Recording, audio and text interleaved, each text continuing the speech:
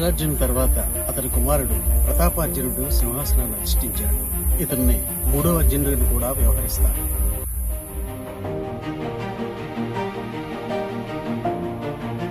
ఇతడు క్రీస్తు శకం 1399 సంవత్సరం నుంచి 1427 వరకు కూడా వడ్డాది సామంతరాజ్యాన్ని పరిపాలించాడు.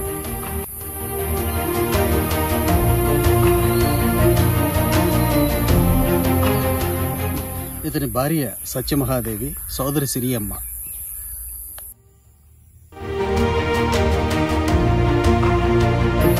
వీరు క్రీస్తు శకం 1421 సంవత్సరంలో ప్రతాపార్జున విజయముల కొరకు సింహాచలం దేవుడికి బంగారు పథకం, 50 గోవులు, ముత్యాల హారం, వివిధ ఆభరణాలను దానం చేసినట్లుగా తెలుస్తోంది. మహామండలేశ్వరుడు అని బిరుదుగాంచిన ప్రతాపార్జునుడు క్రీస్తు శకం 1421 సంవత్సరంలో జంతర్నాడును గెలిచి వచ్చాడు. జంతర్నాడ్ అంటే నేటి శృంగవరపు కోట ప్రాంతంగా చరిత్రకారులు దాన్ని నిర్ధారించారు.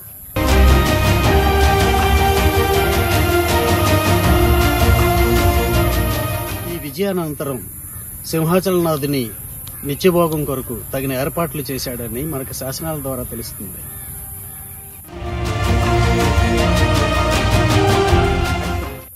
ప్రతాపార్జునుడికి ఏరు సేనాపతి, అన్న సేనాపతి, రాజనరేంద్రుడు అనే ముగ్గురు ముఖ్యమైన సేనాధిపతులు ఉండేవారని మనకు తెలుస్తుంది.